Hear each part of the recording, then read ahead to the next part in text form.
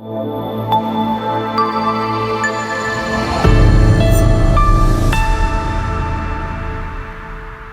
Everyone, मेरा नाम है शेख फीफा और मेरे साथ अभी इस वक्त बैठी हुई है एक बहुत ही रिनोन्ड पर्सनालिटी डॉक्टर प्रशांत जेरिथ। तो डॉक्टर प्रशांत जेरिथ जो हैं ये दरअसल फाउंडर हैं जेरिथ एलर्जी क्लिनिक्स के। इनकी 1200 ब्रांचेस हैं all over India and Dubai में। तो आज का टॉपिक है होम रेमेडीज़ ऑफ एलर्जी। इसमें जो है हम लोग पता करेंगे, इनसे थोड़ा सा बातचीत करेंगे कि कैसे जो है होम में हम लोग जो है रेमेडीज़, कौन सी रेमेडीज़ जो है हम लोग ले सकते हैं ताकि हमें एलर्जी जो है नहीं हुई, उसको ट्रीटमेंट हो सके। So first of all doctor Prashant, welcome. Thank you so much. आज हम लोग जानेंगे कि कैसे जो है हम लोग रिलीफ हासिल कर सकते हैं होम रेमेडीज़ से। तो डॉक्टर प्रशांत, आप प्लीज़ व्यूवर्स को बताएं कि हम ऐसी क्या प्रिकॉशंस ले सकते हैं जिससे जो है एलर्जीज़ रिड्यूस हो सकें। घर में हम ऐसी बहुत सारी चीज़ें कर सकते हैं। जो हमारा टॉपिक है, जैसे जो आपने मुझे पूछा कि होम रेमेडीज़ ऐसी क्या हैं जिससे कि एलर्जीज़ रिड्यूस हो सकें, तो बहुत सारी ऐसी होम रेमेडीज़ हैं जिससे हम घर में एलर्जीज़ को और एलर्जीज़ के सिम्टम्स से हम निजात पा सकते हैं। उसमें सबसे पहली होम रेमेडीज़ है कि घर में हमें जिन लोगों को नेज़ल एलर्जीज़ होती हैं तो उनको विंडोज़ और ये क्लोज़ करके रखना चाहिए, स्पेशली ड्यूरिंग दो सीज़न जिसमें उनको एलर्जी ज़्यादा होती हैं। सेकंड, हम घर में एयर प्योरीफायर्स और हेपा फिल्टर्स यूज़ कर सकते हैं जिससे एलर्जीज़ में पोलन्स का लोड कम हो जाए और उसमें एलर्जीज़ में रिलीफ हो।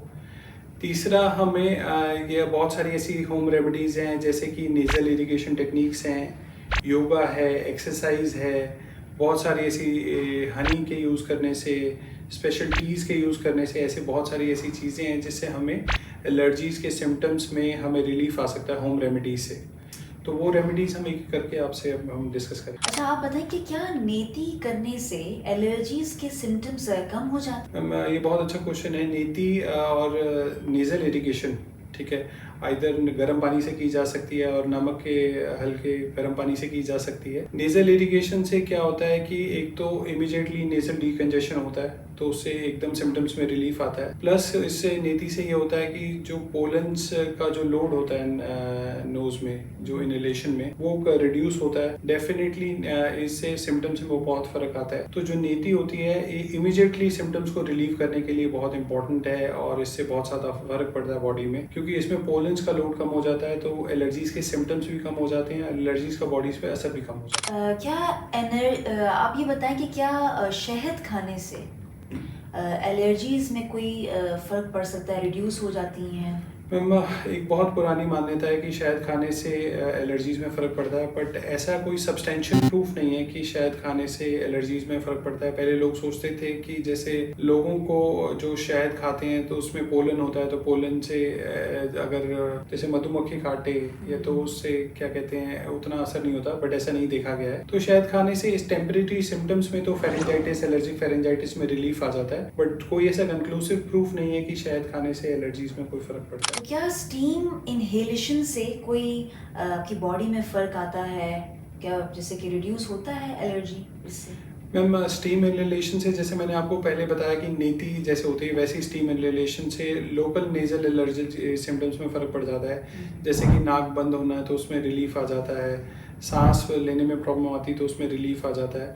बट ये सारे नेजल जो इनहेलेशन है इसके टेम्परेरी इफेक्ट्स हैं सिम्टम्स पे, तो डायरेक्टली सिम्टम्स को तो डेफिनेटली स्टीम इनहेलेशन इफेक्ट करती है, बट लॉन्ग टर्म एलर्जीज पे कोई स्टीम इनहेलेशन का कोई इफेक्ट नहीं है। अच्छा, कि तो बताएं कि विटामिन सी खाने से एलर्जीज में कोई फ़र्क पड़ेगा, रिड्यूस होंगे विटामिन सी जो होता है? विटामिन सी की में भी अगर बहुत सारे ऐसे फ्रूट्स हैं जैसे कि नींबू, संतरा, अंगूर, माल्टा, जिसमें विटामिन सी रिच फ्रूट्स हैं, प्लस विटामिन सी के सप्लीमेंट्स आते हैं, ठीक है, इसमें भी एलर्जीज में फ़र्क पड़ जाता है। इन सब चीज़ों से क्या होता है कि बॉडी की विटामिन सी से इम्यूनिटी बढ़ती है, इम्यूनिटी बढ़ने से क्या कहते हैं और एलर्जीज में परमानेंट फ़र्क पड़ता है।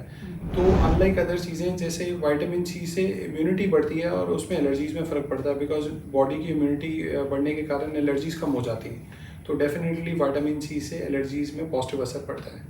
क्या HEPA एयर प्यूरीफायर जो है इससे भी क्या कोई फ़र्क पड़ता है, रिडक्शन होता है एलर्जीज़ में HEPA मैम एयर ये देखा प्यूरीफायर? गया है कि जिन लोगों को नेज़ल एलर्जीज होती हैं तो HEPA प्यूरीफायर से नेज़ल एलर्जीज के सिम्टम्स डेफिनेटली कम होते हैं।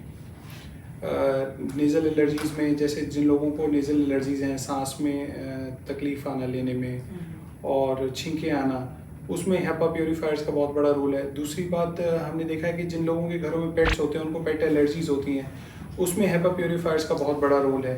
HEPA प्यूरीफायर से एलर्जीज के सिम्टम्स बहुत कम हो जाते हैं उन लोगों में, स्पेशली जिसमें पेट एलर्जीज होती हैं। तो हाँ,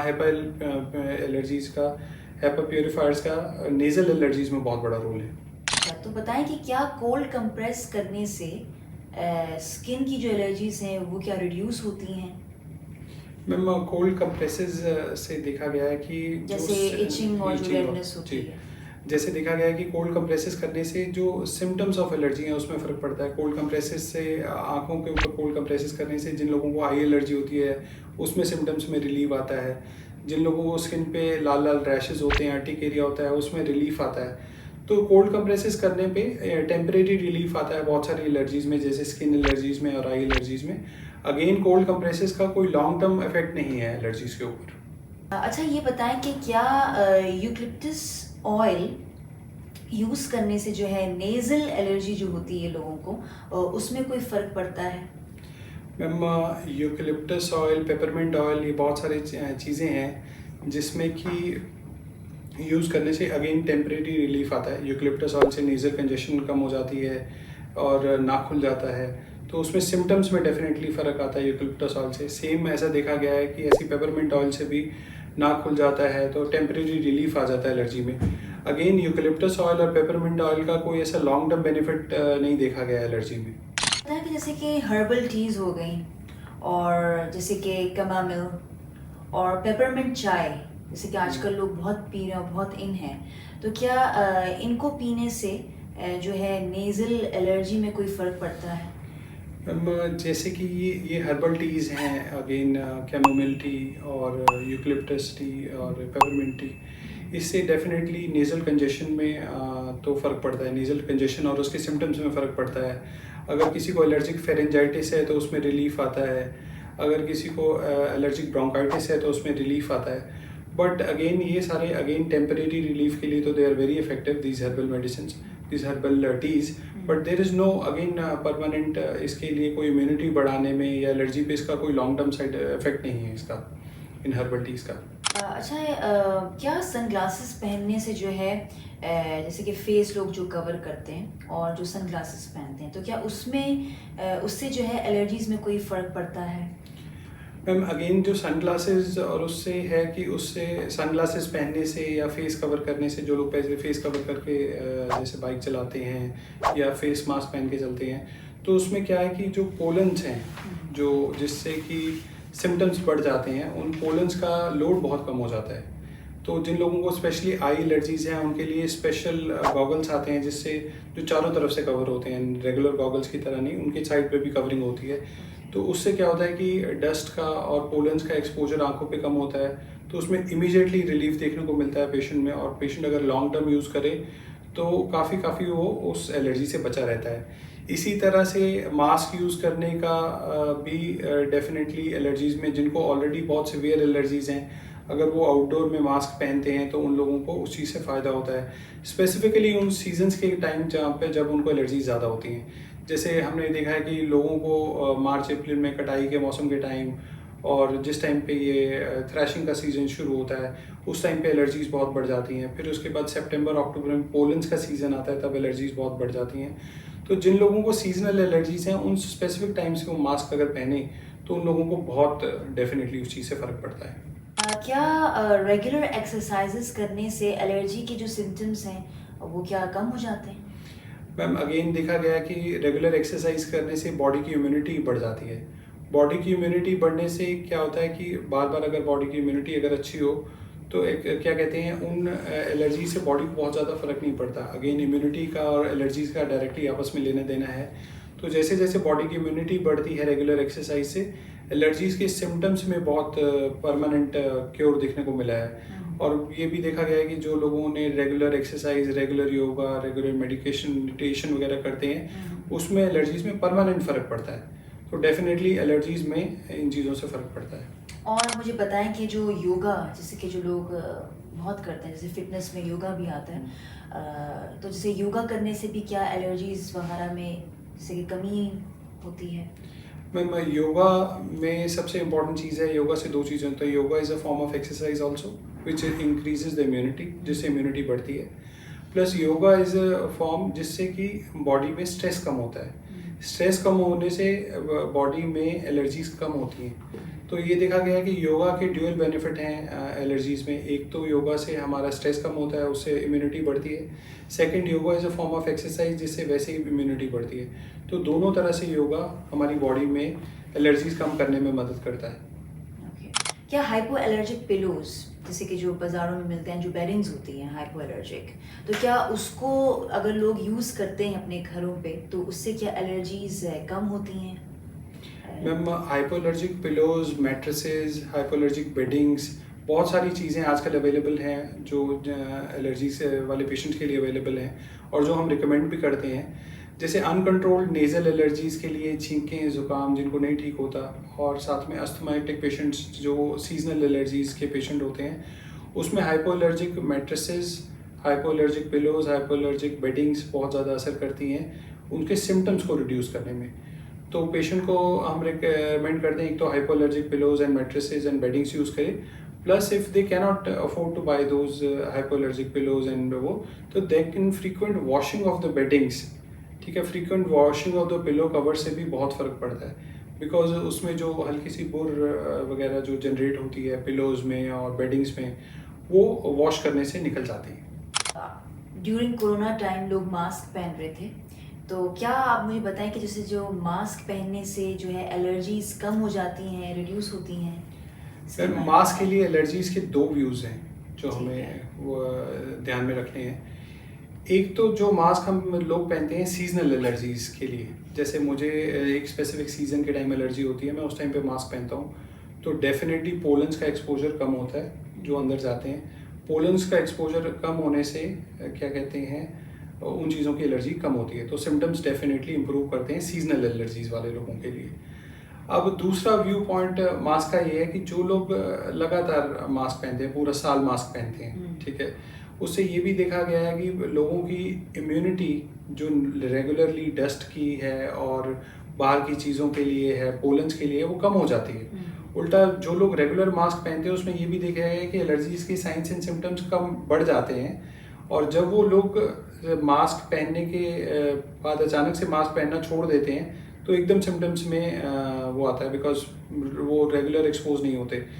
तो जिन लोगों को तो सीजनल एलर्जी है, मास्क पहनने से उनको तो श्योरली बेनिफिट होता है। लेकिन अगर आपको एलर्जीज़ नहीं हैं या आपको कम एलर्जीज़ हैं या आपको पूरा साल एलर्जीज़ हैं, तो मास्क पहनने से कोई बहुत ज़्यादा बेनिफिट नहीं होता। तो दोनों लाइन ऑफ थॉट्स हैं कि मास्क पहनना चाहिए सिर्फ उन लोगों को जिनको सीजनल एलर्जीज़ हैं स्पेसिफिक सीज़न के टाइम और उसी सीज़न में, लेकिन रेगुलर में मास्क पहनने से कोई एलर्जी में बहुत ज़्यादा कोई फ़र्क नहीं पड़ता। क्या इंडोर ह्यूमिडिटी जो होती है और एसी का एलर्जी पे कोई फ़र्क पड़ता है? मैम, दो चीज़ें अगेन, एसीज़ में ह्यूमिडिटी का जो लेवल है हमें 30 to 50% मेंटेन करना चाहिए। इसके भी अगेन दो थॉट्स हैं। एक तो अगर इंडोर्स में बहुत ज़्यादा ह्यूमिडिटी होती है तो मोल्ड के ग्रो करने के चांसेस ज़्यादा होते हैं। मोल्ड के ग्रो करने इसके, जैसे कारपेट वाले एरियाज़ में मोल्ड ज़्यादा ग्रो करता है तो फिर पेशेंट्स को एलर्जी बढ़ती है। और अगर ह्यूमिडिटी में ये देखा गया कि ह्यूमिडिटी का लेवल बहुत ज़्यादा कम हो जाए, अगर बहुत ही कम हो, 10% से भी नीचे आ जाता है ह्यूमिडिटी का लेवल, तो फिर उसमें देखा गया है कि पेशेंट की जो रेगुलर इम्यूनिटी है वो बहुत कम हो जाती है। फिर वो पेशेंट अगेन जैसे मास्क के साथ होता है, जब वो पेशेंट बाहर जाता है और रेगुलर एटमॉस्फेयर को एक्सपोज होता है तो उसमें बहुत ज़्यादा एलर्जी सीवियर होती है। तो एक ह्यूमिडिटी का लेवल एसीज़ में मेंटेन करके रखना चाहिए। बहुत ज़्यादा ड्राई भी नहीं होना चाहिए और बहुत ज़्यादा रूम मॉइस्ट भी नहीं होना चाहिए, जैसे उसमें हम भाफ़ ही चला के रख दें तो लगातार वहाँ पे ह्यूमिडिटी बढ़ जाए। ह्यूमिडिटी बढ़ने से मोल्ड ग्रो कर जाता है, मोल्ड ग्रो करने से एलर्जीज बढ़ जाती हैं। बहुत ज़्यादा ड्राइनेस होने से इम्यूनिटी कम हो जाती है। तो दोनों चीज़ें हैं। तो एक मॉडरेट लेवल ऑफ ह्यूमिडिटी होना चाहिए एसी चलाने के बाद, ताकि ये दोनों चीज़ें ना हो। So thank you very much doctor Prashant, बहुत बहुत शुक्रिया आपका। और जैसे कि आपने बहुत इन्फॉर्मेशन दी कि कैसे हमारे जो व्यूअर्स जो हैं वो जैसे ट्रीटमेंट ले सकते हैं जो एलर्जीज होती हैं जी। लोगों को। So thank you very much once Thank you so much, again ma'am. And thank you very much viewers.